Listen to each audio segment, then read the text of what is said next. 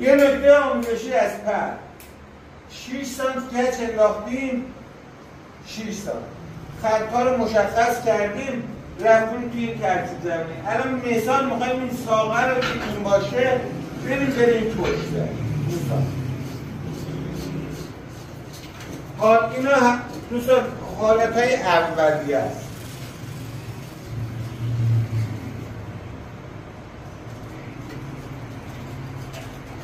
نه از تو دل کار قشنگ برد.